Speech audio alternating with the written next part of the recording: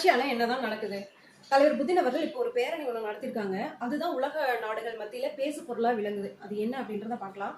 Russia எப்பொழுதுமே அவங்களோட ராணுவ கட்டமைப்பை வந்து காட்டணும், உலக நாடுகளுக்கு காட்டணும் அப்படின்னு சொல்ற விதமா தான் ஒரு நிகழ்ச்சி ஒன்று நடத்துவாங்க. அந்த நிகழ்ச்சி என்ன அப்படின்னா விக்டரி டே பரைடு அப்படின்னு சொல்லுவாங்க. கடந்த மே மாதம் வந்து ரெட் ஸ்கொயர் அப்படின்ற இடத்துல விக்டரி டே பரைடு நடந்துச்சு. வழக்கத்துக்கு மாறாக இந்த விஷயம் வந்து இந்த பேரணி வந்து நடந்துச்சு அப்படின்னு தான் சொல்லலாம். ஸோ அதுக்கு என்ன காரணம் அப்படின்றத பார்க்கலாம். அதாவது இது எதுக்காக கொண்டாடுறாங்க அப்படின்னா, 2ஆம் உலகப் போரில் நாசி ஜெர்மனியை வென்றது அப்படின்றத நினைவு கூறுற விதமா ஒரு பெரிய தேசிய நிகழ்ச்சியா இதை வந்து கொண்டாடுவாங்க.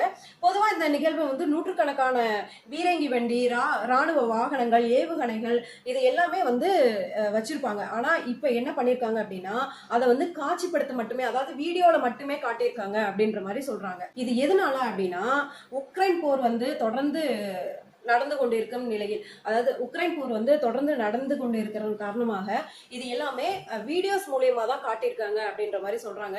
ரஷ்யா வந்து அவங்களோட விமான கட்டமைப்பை வந்து வெளிப்படையா காட்டாதனால உலக நாடுகள்லாம் ரஷ்யாவோட ராணுவ கட்டமைப்பு வந்து ரொம்ப கம்மியாயிடுச்சு அப்படின்ற மாதிரி ஒரு பேசு பொருளா வந்து இன்னைக்கு விளங்கிருச்சு அப்படின்னு தான் சொல்ல ரஷ்யா. மக்களே, உங்களோட கருத்து என்னன்றதை கமெண்ட் செக்ஷன்ல பதிவு பண்ணுங்க.